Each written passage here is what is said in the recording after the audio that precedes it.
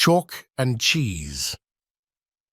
The phrase, as different as chalk and cheese, is an English idiom used to emphasize the extreme differences between two things or people.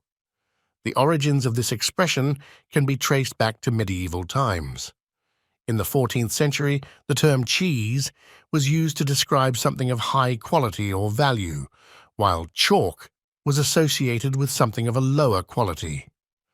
The contrast between the two substances likely contributed to the development of the expression to highlight disparities.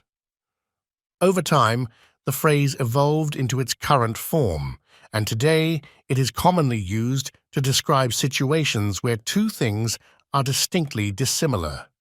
It's a vivid way to emphasize the sharp contrast between two entities. Touch wood.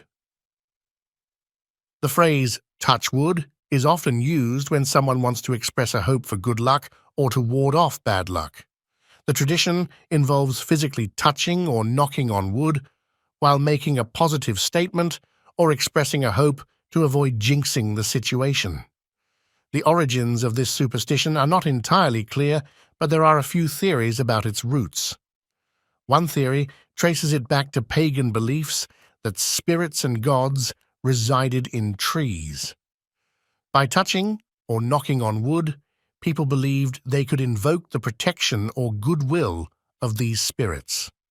Another theory suggests that the custom has connections to ancient cultures where trees were considered sacred and people would touch trees for good luck or protection.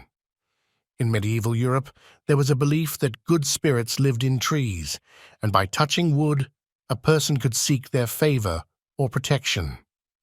While the specific origin may be uncertain, the practice of touching wood as a superstition to bring good luck or avoid tempting fate has persisted over time and become a widespread cultural phenomenon in various parts of the world. Break a leg. The phrase break a leg is a common idiom used to wish someone good luck, particularly in the performing arts, such as theater or show business. The origin of this expression is not definitively known, but there are a few theories. One theory suggests that the phrase is a way of wishing someone the opposite of what you hope will happen. The idea is that if you wish someone good luck directly, it might bring them bad luck. So by saying break a leg, you are offering a kind of reverse psychology to actually encourage good fortune. Another theory ties the phrase to the theatrical superstition that directly wishing someone good luck is considered bad luck. The idea is that expressing a positive wish might invite the opposite outcome, so performers would use an indirect or even slightly negative phrase like break a leg to counteract this superstition. Despite the uncertainty about its origin, break a leg has become a widely accepted and light-hearted way to wish someone good luck in the entertainment industry. It's important to note that the phrase is used primarily in a theatrical or show business context and might not be suitable for other situations where good luck is being wished. Happy as Larry. The origin of the phrase happy as Larry is not definitively known, and there are several theories about its origin, but none of them are universally accepted. Here are a couple of the popular theories. Larry Foley. One theory suggests that the phrase is derived from the name of an Australian boxer, Larry Foley, who was active in the late 19th century. According to this theory, Larry Foley was exceptionally happy when he was winning, and his name became synonymous with happiness. Larrikin theory. In Australian slang, a larrikin refers to a mischievous, irreverent person who enjoys having a good time. Some suggest that the phrase happy as Larry may have originated from the association with the larrikin spirit, indicating someone who is carefree and content. It's important to note that the phrase happy as Larry is more commonly used in Australia and New Zealand, and its popularity in other English-speaking regions is somewhat limited. The exact origin remains unclear, and it might be one of those idioms whose roots are lost to history. Happy as a clam. The phrase happy as a clam is actually a shortened version of the original expression, which is happy as a clam at high water or happy as a clam at high tide. The phrase likely originated in the early 19th century in the United States. The full expression suggests that clams are more difficult to gather and less exposed to predators during high tide, making them safer and metaphorically happier. It's important to note that the phrase happy as a clam has become more commonly used, while the full version is less frequently heard. Over time, the shortened form has taken on a life of its own and is now widely used to convey a sense of contentment or happiness. Kick the bucket. The origin of the phrase kick the bucket, to mean dying, is not entirely clear, but there are several theories about its origin. One common theory suggests that the phrase has its roots in the Old English custom of using a bucket as a support for a person who was being hanged. The person would stand on a bucket which would then be kicked away to execute the hanging. Another theory proposes that the phrase might come from the idea of a person committing suicide by hanging themselves and kicking the bucket out from under them. Yet another theory suggests that bucket, in this context, might refer to a beam or yoke used to hang animals for slaughter, and kicking the bucket would result in the animal's demise. The exact origin remains uncertain, but the association between kicking a bucket and dying has persisted in the English language, and the expression kick the bucket is now widely used to refer to someone passing away. Saved by the bell. The phrase saved by the bell is often used to indicate that someone has been rescued or spared from a difficult situation, typically at the last moment. The origin of this expression is thought to be associated with boxing. One theory suggests that the phrase comes from the sport of boxing in the late 19th and early 20th centuries.